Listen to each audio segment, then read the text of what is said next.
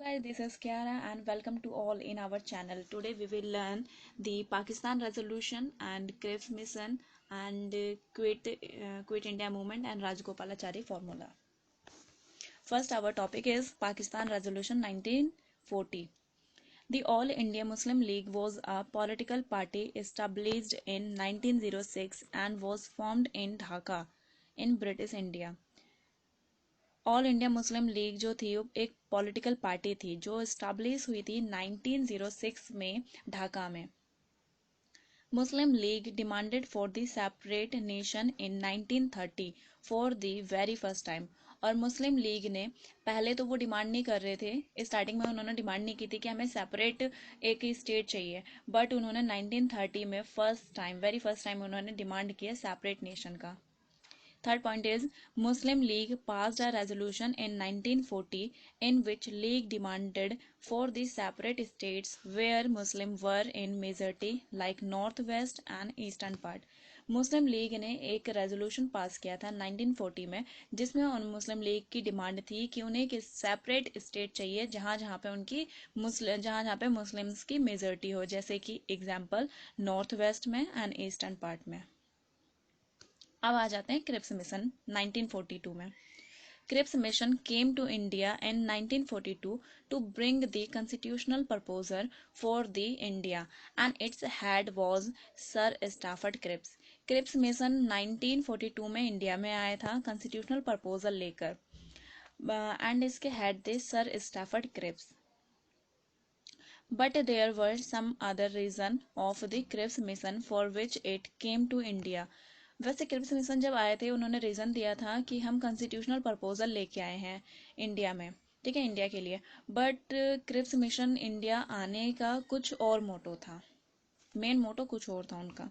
The Britain was the most powerful nation in the world but after the first world war its power got decreased and in second world war the Britain was defeated by the Japan in many region of the south east Asia.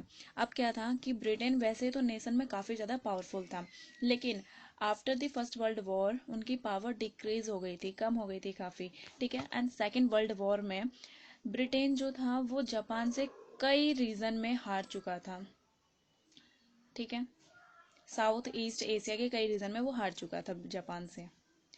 The US and USSR, China had pressurized the Britain to convince the Indians to bring the support for the Second World War.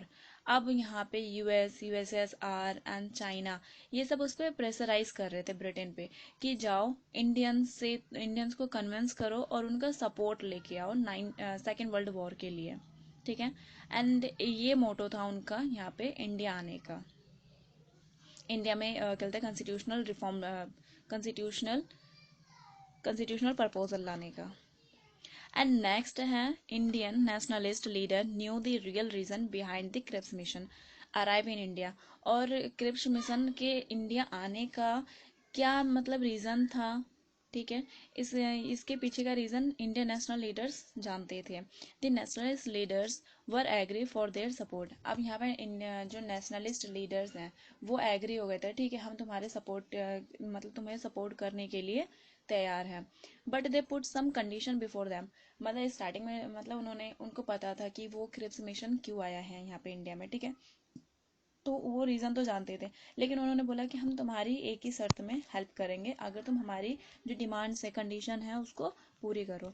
जैसे first था immediate transfer of power to Indians. उन्होंने कहा तुरंत power transfer करो Indians को, उसके बाद हम करेंगे. और दूसरा था demanded self rule complete independence. और हमें कंप्लीट इंडिपेंडेंस चाहिए. British accepted the demand but with some condition. अब यहाँ पे ब्रिटिशों ने भी कुछ कंडीशन अपनी तरफ से रख दिया था कि ठीक है हम तुम्हारी डिमांड मानने के लिए तैयार हैं, लेकिन कुछ कंडीशन के साथ. जैसे कि British were ready to make Bharat as the union but under the British dominion. उन्होंने कहा ठीक है हम तुम्हें एक यूनियन बना देंगे बट तुम रहोगे हमारे ब्रिटिश डोमिनियन के अंडर ही, ठीक है. अब यहाँ पे ऐसा था कि इंडियंस मांग रहे थे पूरी कंप्लीट इंडिपेंडेंस, लेकिन वो कह रहे थे कि हम तुम्हें यूनियन बना देंगे बट ब्रिटिश डोमिनियन के अंडर, ठीक है. एंड सेकंड है the Indian defence would be in the hand of governor general of the Britain. अब इन्होंने कहा कि जो इंडिया का डिफेंस है वो भी डिफेंस सिस्टम भी वो गवर्नर जनरल के मतलब ब्रिटेन के गवर्नर जनरल जो है उनके हाथ में होगा। ठीक है। एंड नेक्स्ट है they gave the right to the provinces to secede the Bharat according to their will. अब यहाँ पे उन्होंने थर्ड में कहा कि हम प्रोविंसेस को राइट दे रहे हैं कि वो कभी भी भारत को छोड़ सकते हैं अपने मर्जी से। अब यहाँ पे जो इंडियन लीडर्स हैं वो डिमांड कर रहे थे, मतलब उनका वो चाहते थे कि हम इंडिया को एक कहते हैं एकत्र करें, मतलब यूनिटी बनाए। ठीक है, यूनिटी बना के चले। लेकिन यहाँ पे वो सीधा पावर दे रहे थे प्रोविंसेस को कि अगर जब चाहे उनका मन करे वो इंडिया को छोड़ सकते हैं। एंड फोर्थ है after the war we we will make a constitution assembly and that will make the constitution for India. अब उन्होंने कहा कि वर्ल्ड वॉर सेकेंड के बाद हम एक कॉन्स्टिट्यूशन असेंबली बना के देंगे जो तुम्हारे लिए कॉन्स्टिट्यूशन बनाएगा, इंडिया के लिए कॉन्स्टिट्यूशन बनाएगा। ठीक है। It will consist some elected member from the provincial assembly and the nominated member from the provinces. अब इसमें ये बोला कि ये कंसिस्ट करेगा इलेक्टेड मेंबर, कुछ इलेक्टेड मेंबर जो प्रोविंशियल असेंबली के होंगे और कुछ नॉमिनेट होंगे प्रोविंसेस के द्वारा, प्रोविंसेस में से। अब आ गया है conflict between leader and the Britishers. Conflict बता देते हैं, जैसे कि the Indians wanted the sovereign union but the Britishers offered dominion state. अब यहाँ पे इंडियन जो थे, जैसे कि हमने पहले पढ़ा था कि इंडियंस को चाहिए था एक सॉवरन यूनियन, कंप्लीट इंडिपेंडेंस, लेकिन ब्रिटिशर्स उनके सामने ये ऑफर रख रहे थे कि हम मतलब डोमिनियन स्टेट देंगे तुम्हें, एक यूनियन बनाएंगे लेकिन डोमिनियन स्टेटस के अंडर तुम हमें हमारे अभी भी रहोगे। ठीक है। एंड सेकंड था the Indians demanded for the power transfer but the Britishers ignore this point. जब इंडियंस ने डिमांड किया कि हमें पावर ट्रांसफर कर दो, हमारे हाथ में दे दो, इंडियंस के हाथ में पावर, लेकिन इस पॉइंट को उन्होंने इग्नोर कर दिया, ब्रिटिशर्स ने इग्नोर कर दिया इस पॉइंट को। एंड थर्ड पॉइंट है the Indians wanted the united but the British gave right to provinces to secede India. जैसे कि मैंने आपको पहले बताया कि इंडिया तो जो इंडियंस थे, इंडियन लीडर थे, वो यूनाइट करना चाहते थे इंडियंस को, ठीक है, इंडिया को। लेकिन यहाँ पे ब्रिटिशर्स जो थे उन्होंने प्रोविंसेस को राइट दे दिया था कि वो कभी भी इंडिया से secede कर सकते हैं। ठीक है। Next point is Britishers wanted the defence of India to be held by British government general and Britain. अब ब्रिटिशर जो थे वो चाहते थे कि डिफेंस जो है इंडिया का वो ब्रिटिश गवर्नर के हाथ में हो, ठीक है, ब्रिटेन के। लेकिन इंडिया इसके अपोजिट चाहती थी कि वो इंडिया के ही हाथ में हो। अब यहाँ पे नेक्स्ट पॉइंट है Indian National Congress rejected the offer given by the Britishers. The Cripps mission got failed and the Stafford Cripps had to go back to Britain after failure of the mission. अब Indian National Congress जो था, जो भी उन्होंने अपने points रखे थे ब्रिटिशों के सामने, वो सब उसके अगेंस्ट कर रहे थे ब्रिटिशर्स। ठीक है। तो यहाँ पे इंडियन नेशनल कांग्रेस जो है उन्होंने रिजेक्ट कर दिया उनके ऑफर्स को, और ये इसके कारण जो क्रिप्स मिशन था उसको मतलब स्टाफर्ड, अब वो फेल हो चुका था, तो स्टाफर्ड क्रिप्स को अपने क्रिप्स मिशन के साथ ब्रिटेन वापस जाना पड़ा। Gandhi called Cripps mission as the past dated cheque that had no meaning. और गांधी जी ने क्रिप्स मिशन को कहा कि ये एक पास्ट डेटेड चेक है, मतलब इसका कोई फायदा ही नहीं है जो वो हमें देना चाहते थे। ठीक है। अब आ जाता है क्विट इंडिया मूवमेंट 1942। इसके रीजन पढ़ लेते हैं हम। ठीक है, कि क्यों क्विट इंडिया मूवमेंट स्टार्ट हुआ था। फर्स्ट रीज़न तो ये है rising of food price and other items, कि फूड प्राइस उस टाइम काफ़ी ज़्यादा बढ़ रहे थे। ठीक है। और भी बहुत सारे जो आइटम्स हैं उनके रेट काफ़ी ज़्यादा मतलब आसमान छू रहे थे, जिसमें जो कॉमन पीपल थे, ठीक है, हम और आप जैसे जो लोग थे, उनकी पहुँच थी नहीं वहाँ तक उनको खरीदने की। एंड सेकंड पॉइंट है failure of the Cripps mission. Second point तो यही कि क्रिप्स मिशन फेल हो गया था, तो ये भी क्विट इंडिया मूवमेंट के स्टार्ट होने का रीजन है। एंड थर्ड पॉइंट है the Indians thought that a small country like Japan can defeat Britain in the war, so why can't be. मतलब यहाँ पे ये कहा गया इंडियंस अब ये भी सोचने लगे थे कि जब जापान जैसा छोटा सा कंट्री ब्रिटेन को हरा सकता है, ठीक है, ब्रिटेन को मतलब थ्रेट करवा सकता है, तो हम क्यों नहीं। Mahatma Gandhi started the quit India movement in 1942। Mahatma Gandhi ने क्विट इंडिया मूवमेंट को 1942 में इसको स्टार्ट किया था। And in the beginning it was the individual Satyagraha but later it converted into the mass movement.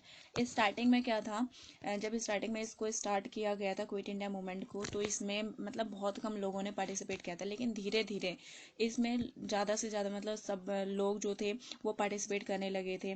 ठीक है, और ये कन्वर्ट हो गया था एक मास मूवमेंट में। मास मूवमेंट ये कि जिसमें हर किसी इंसान ने पार्टिसिपेट किया था, चाहे वो डॉक्टर हो, चाहे बच्चे हो, चाहे औरत, चाहे आदमी, चाहे कुछ भी हो। ठीक है, किसी भी रिलीजन से फॉलो करते हों। And all the social group, whether the women, men, children, doctor, teachers, student, everybody took part in this. जैसे कि मैंने आपको पहले बताया कि यहाँ पे सब सोशल ग्रुप्स ने पार्टिसिपेट किया था। ठीक है, and it became actual mass movement, और इसे एक्चुअल में मास मूवमेंट कहेंगे क्योंकि इसमें हर किसी ने पार्टिसिपेट किया था।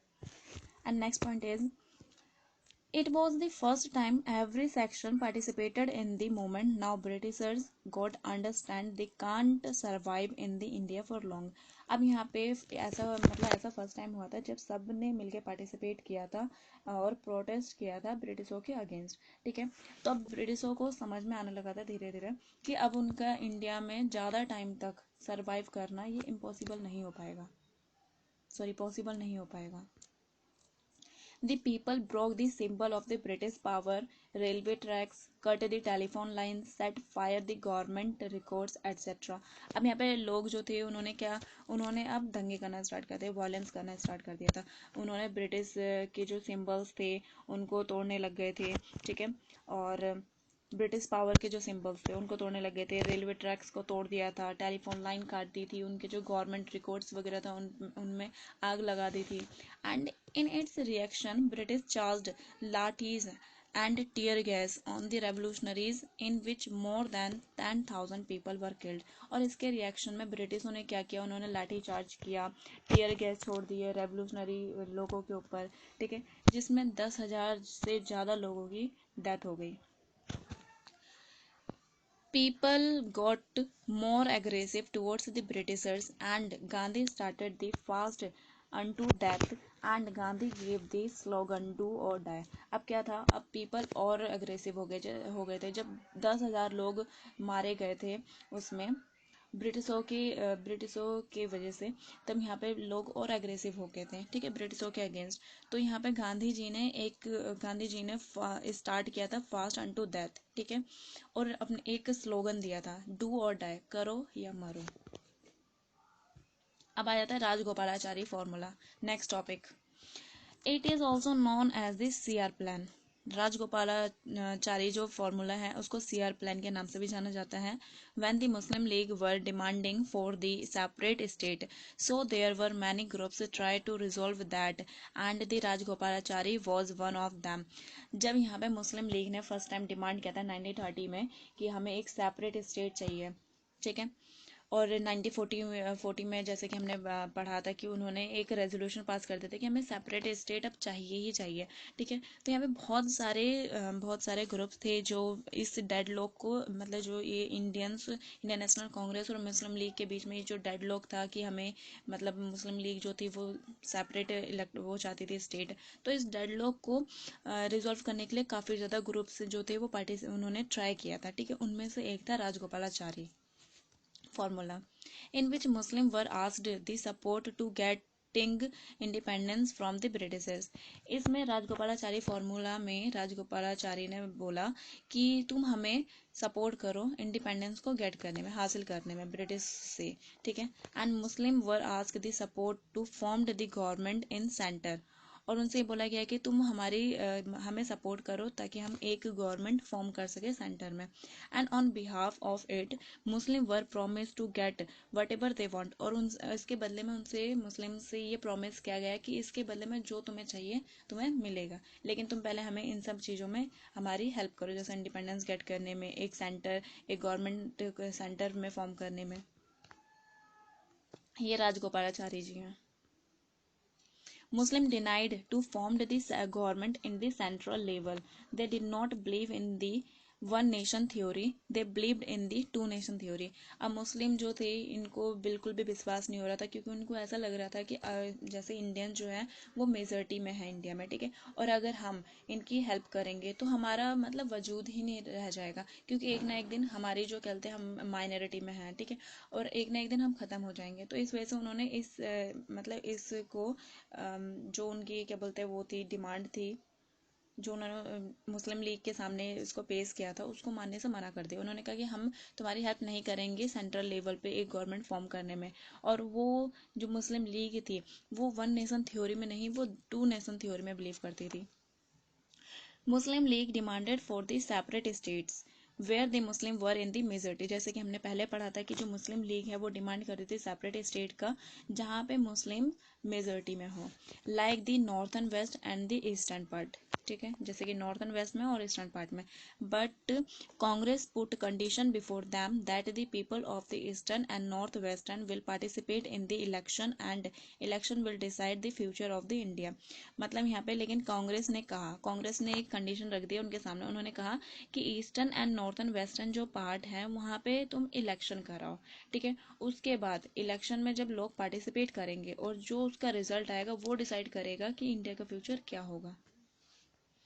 The Muslim league has denied it and the Rajagopalachari formula got failed.